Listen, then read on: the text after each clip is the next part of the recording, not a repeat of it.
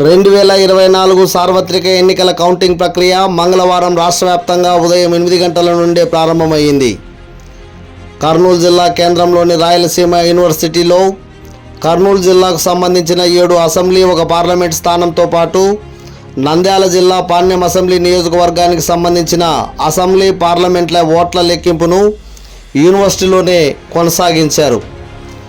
జిల్లా ప్రధాన ఎన్నికల అధికారి జిల్లా కలెక్టర్ డాక్టర్ జి సృజన, జిల్లా జాయింట్ కలెక్టర్ నారపురెడ్డి మౌర్య, జిల్లా ఎస్పీ జి కృష్ణకాంత్ సారథ్యంలో లెక్కింపు ప్రక్రియను ఎలాంటి అవాంఛనీయ సంఘటనలకు తావు లేకుండా విజయవంతంగా నిర్వహించారు. ముందుగా పోస్టల్ బ్యాలెట్ ఓట్ల లెక్కింపును ప్రారంభించిన అనంతరం అరగంటకు ఈవీఎం ప్యాడ్ల ఓట్ల లెక్కింపు ప్రక్రియను చేపట్టారు.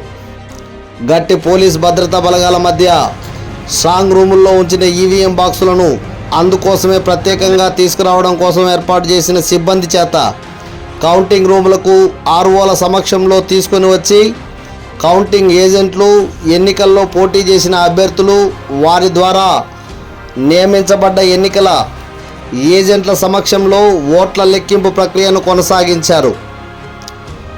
గతంతో పోల్చుకున్నప్పుడు ఈసారి రాష్ట్ర ఎన్నికల కమిషన్ ఇచ్చిన ఆదేశాల మేరకు అన్ని కౌంటింగ్ సెంటర్లలోనూ ఓట్ల లెక్కింపుకు హాజరైన సిబ్బందితో పాటు అభ్యర్థులకు, కౌంటింగ్ ఏజెంట్లకు ఉదయం టిఫిను, మధ్యాహ్నం భోజనం, టీ, మంచినీటి సౌకర్యం లాంటి సదుపాయాలను కల్పించారు.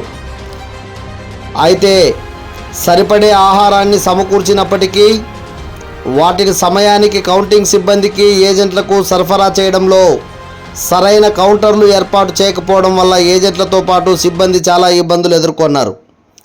ప్రత్యేకంగా మహిళా సిబ్బంది టిఫిన్ కోసం చాలా అవస్థలు పడాల్సి వచ్చింది. ఏదేమైనా గత 21 రోజులుగా ఉత్కంఠతతో ఎదురు చూసిన కౌంటింగ్ ప్రక్రియ విజయవంతంగా ముగించారు. కౌంటింగ్కు జిల్లా ఎస్పీ జి కృష్ణకాంత్ సారథ్యంలో నంద్యాల చెక్పోస్టు, దామోదరం సంజీవయ్య సర్కిల్ నుండే 3 అంచెల భద్రతా వ్యవస్థను ఏర్పాటు చేసి అటు నుండి బైపాస్ వరకు ఎలాంటి ఇతర వాహనాలు రాకుండా కట్టదిట్టమైన భద్రతను ఏర్పాటు చేశారు.